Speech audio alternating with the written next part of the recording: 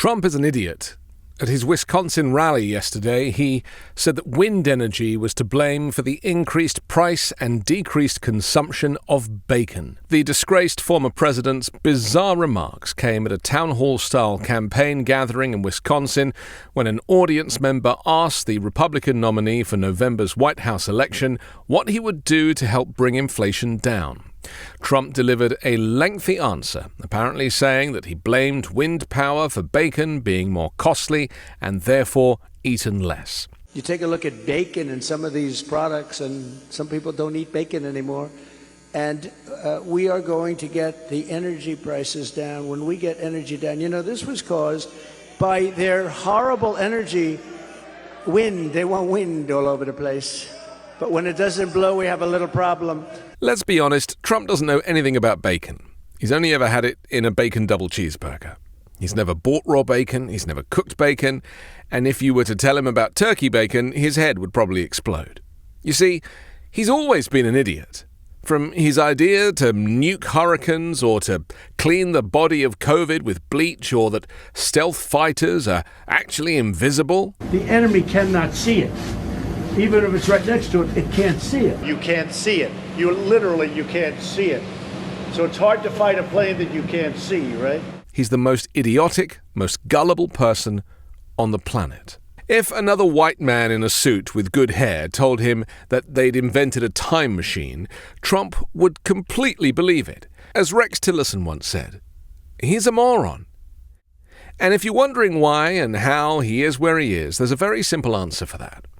Lying.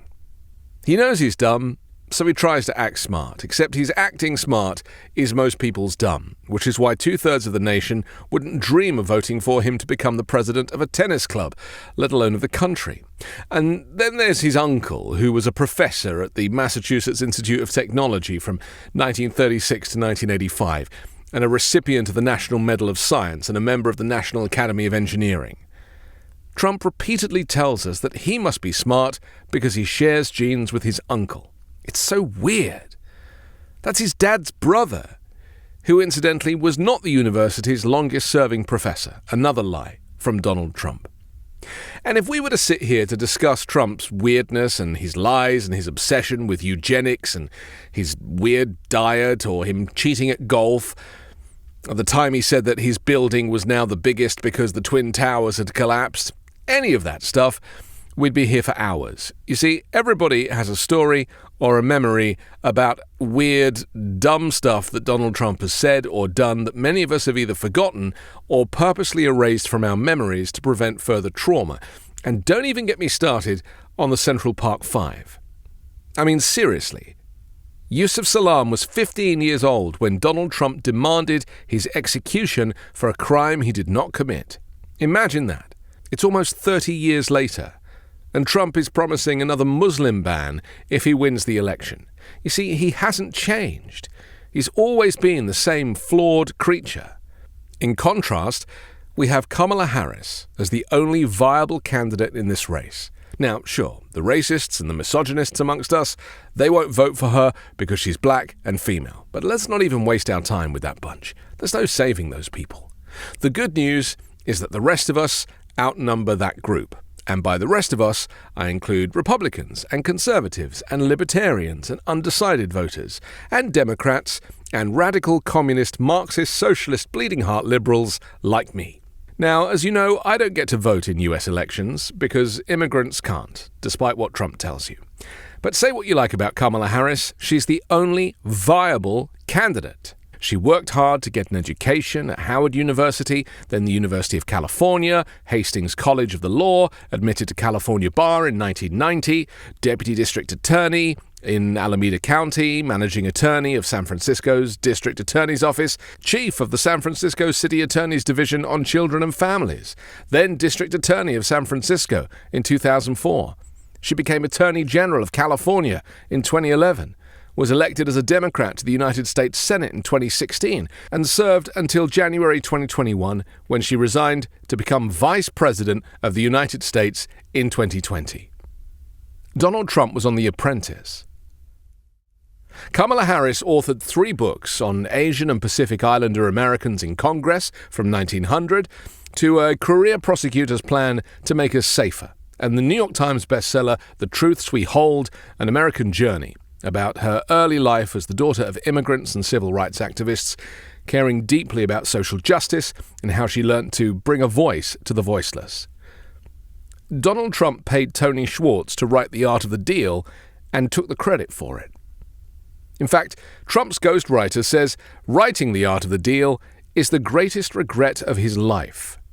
I just want to interrupt myself for a moment to ask you to support me and independent journalism by becoming a member of this YouTube channel. Click join just below. It starts at just $3 a month, and it would be really helpful because at the moment things have never been more complex and more dangerous with the rise of fascism and the fall of US democracy. So I'm going to do my best to put these messages and this analysis out every single day, but I really need your help to do that. If you don't want to join the YouTube channel and you're already on Patreon, you can sign up for my Patreon as well at patreon.com/5 Minute News.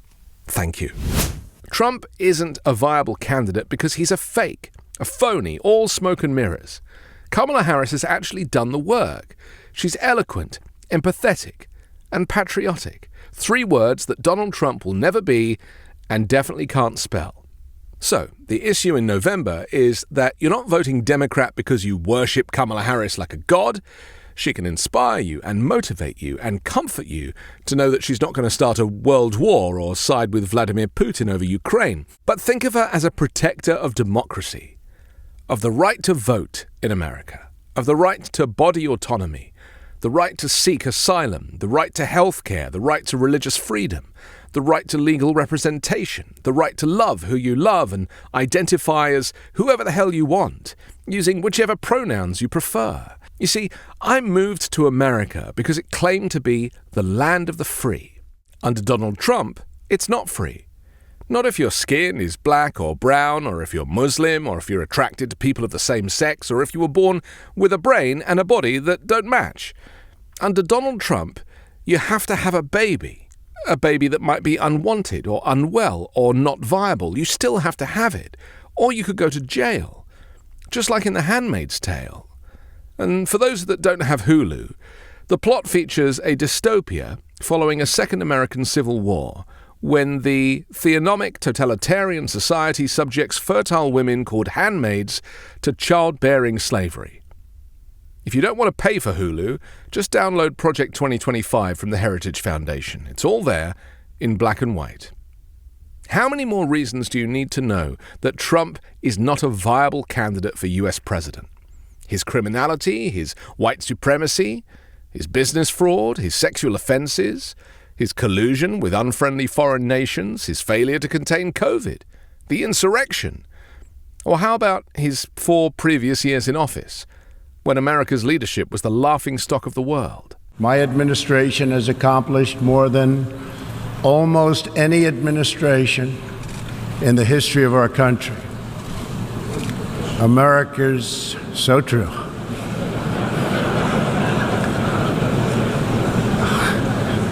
Trump is increasingly isolated.